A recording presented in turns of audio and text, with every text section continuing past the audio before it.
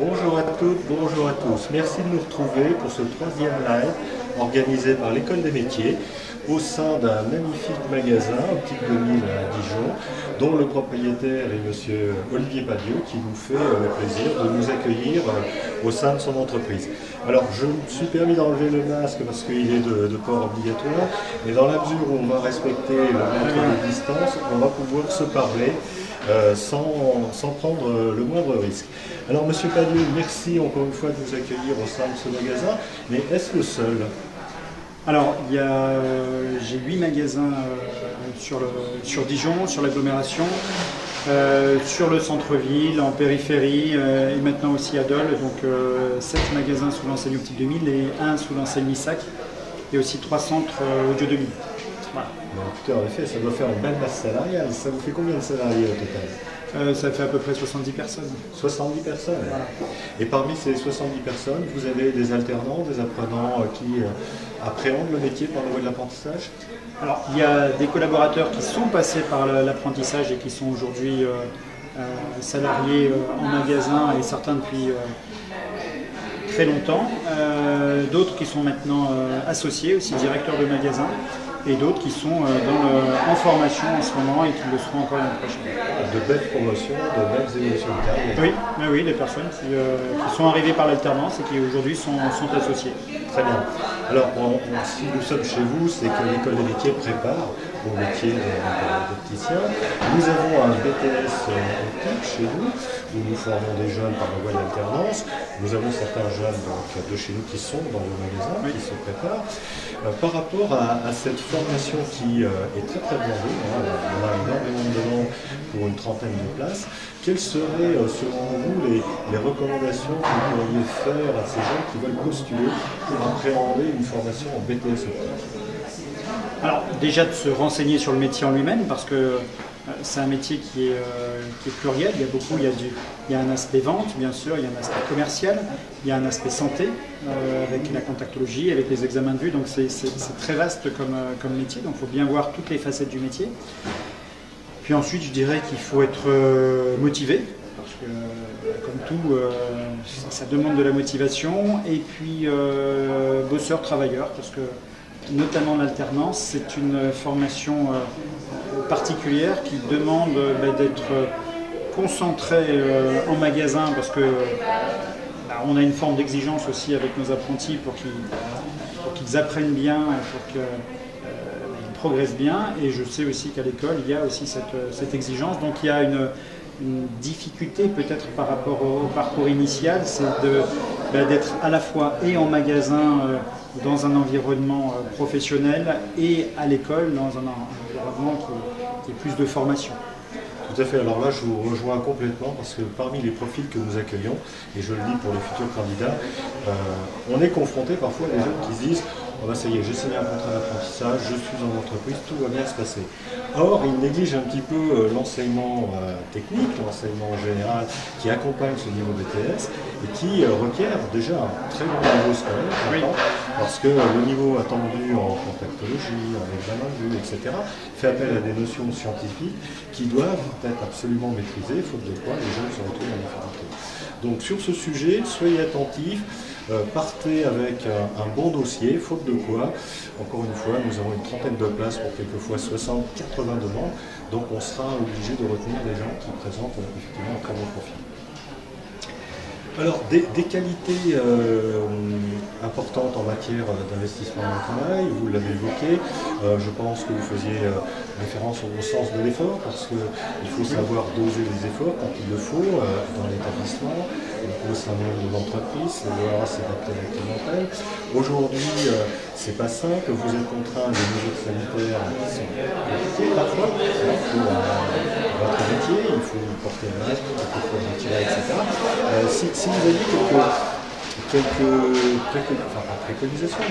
quelques qualités qu'il faut peut-être avoir avant tout pour pouvoir exercer dans votre profession. Quelques qualités, une qui est indispensable, c'est d'aimer le contact, on est sur un métier de commerce, donc il faut aimer conseiller un client, essayer de trouver la meilleure solution par rapport ce qui au début est un problème, donc un problème de vision, d'en apporter une solution qui soit esthétique, qui soit confortable, qui soit agréable. Donc voilà, aimer faire plaisir aux clients, aimer s'intéresser aux clients, j'allais dire aimer les gens. Aimer les gens, c'est important, voilà. C'est important dans la vie. Tout à fait.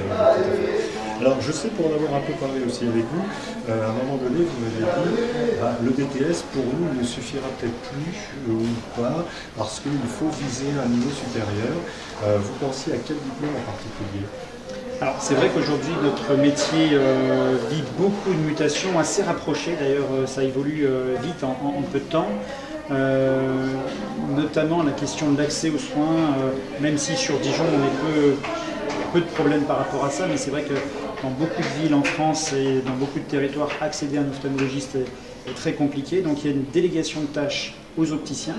Donc cette délégation de tâches est sur une partie bien sûr médicale, professionnelle de santé en tous les cas.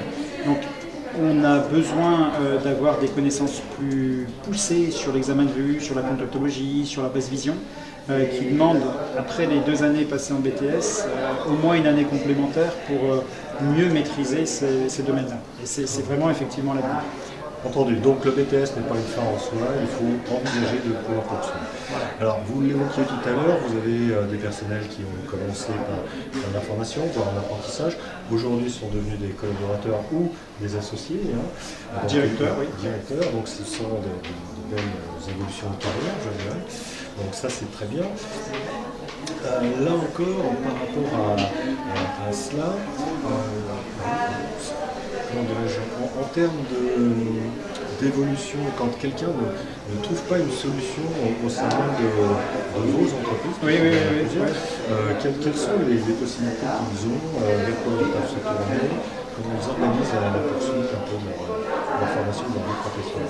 Alors déjà le BTS d'opticien lunetier est un diplôme aujourd'hui qui est recherché. On manque d'opticiens lunetiers. On est tous à la recherche de diplômés. Donc déjà en magasin il y a une offre qui est importante. On a aussi des collaborateurs qui, après avoir passé un certain temps dans les magasins, s'orientent vers un côté plus médical, comme on le disait tout à l'heure, et vont travailler dans des cabinets d'ophtalmologie pour au quotidien faire des examens de vue, enfin assister les ophtalmologistes. On a des personnes aussi ensuite qui vont dans la représentation, parce que sur les montures, sur les produits lentilles, sur les lentilles, souvent les laboratoires ou les fabricants font appel à des opticiens. Donc c'est assez varié. On peut aller d'un cabinet d'ophtalmologie à de la représentation de montures. Très bien, donc des possibilités diverses et variées où chacun peut trouver sa place et poursuivre un parcours professionnel intéressant. Je voyais également que vous mettez dans votre magasin une petite promotion sur profiter de nos conseils en visagisme et révéler votre style. Alors c'est développé, ça existe chez vous? C'est important effectivement quand on choisit une monture, bien sûr de bien voir avec la solution optique, que ce soit confortable, mais si en plus ça peut apporter un look sympa ou effacer certains traits du visage ou les adoucir, c'est important aussi. Donc la notion de visagisme, c'est ça, c'est de trouver l'équipement qui, par rapport à la couleur de cheveux, par rapport à la forme du visage, par rapport à tel ou tel point, va mettre en avant quelque chose de positif ou à l'inverse effacer quelque chose de moins intéressant. Donc ce sont des compétences que vous développez à l'interne vis-à-vis de vos personnels avec une formation continue? Oui. C'est une formation alors qui est quand même relativement courte. On ne parle pas de la même chose que l'examen de vue ou la contactologie. C'est une formation qui se fait en 4 ou 5 jours avec des personnes qui sont spécialisées sur le look, qui ne sont pas des personnes qui viennent de l'optique, mais qui nous expliquent effectivement les formes, les couleurs, et comment ensuite adapter par rapport au teint d'un visage, quelle couleur il vaut mieux mettre en avant ou non. Donc c'est quelques jours de formation, et après c'est surtout de la mise en pratique, et en pratiquant, on progresse, on est de plus en plus efficace pour bien conseiller la personne. Bah écoutez, c'est un très beau service. Voilà. Je vais peut-être en profiter.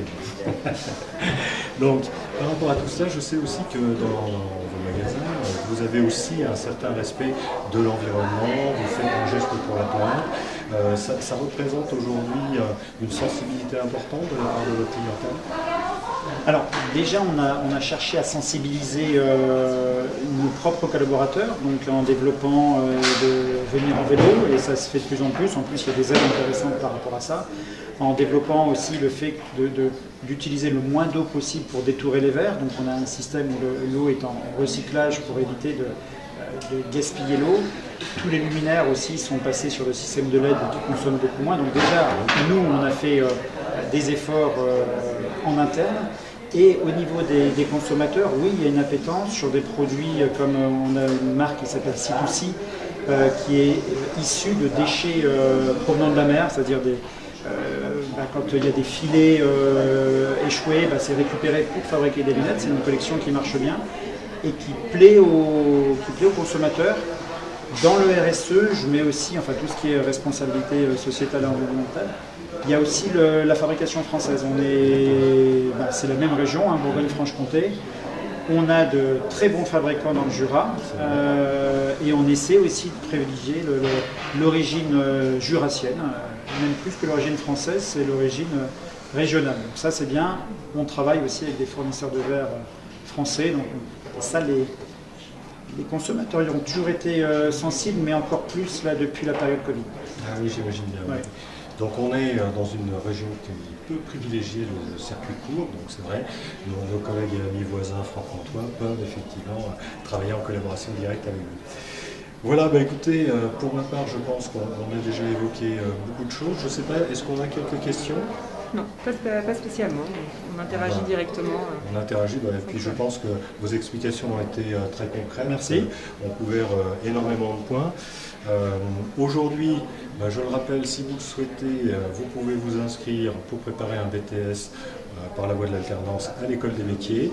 L'inscription se fait en ligne, donc vous accédez directement sur le site internet de l'école des métiers et vous allez pouvoir trouver une page réservée à votre préinscription. Et puis ensuite, tout va s'enchaîner, on vous contactera, etc. Voilà. Deux mots sur votre site internet. Je suppose que vous avez aussi un site internet adapté. Oui, bien sûr, il y a un site internet. Et peut-être aussi redire aux étudiants qui nous écoutent qu'il y a vraiment des débouchés. On manque d'opticiens aujourd'hui, donc les personnes qui sont motivées et qui ont envie de faire ce métier, il y a beaucoup de débouchés. Voilà, du travail en perspective, des rémunérations qui vont nous plaire, je suppose, et puis de quoi s'épanouir avec une diversité assez complète, selon vos affinités, selon vos goûts, etc. Donc voilà une belle filière prometteuse, des possibilités de poursuite, d'aller par le biais d'une année complémentaire, peut-être en licence, pour compléter ce BTS. Donc n'hésitez pas, interrogez-vous, regardez, mais surtout, pensez à vous présenter avec, je dirais, un bon bagage pour être garant de la réussite et de votre réussite, notamment à l'examen. Voilà, merci beaucoup. J'étais ravi que vous puissiez nous accueillir dans un si beau magasin. Merci, c'est gentil. Bon courage à vous et à très bientôt. À bientôt, merci.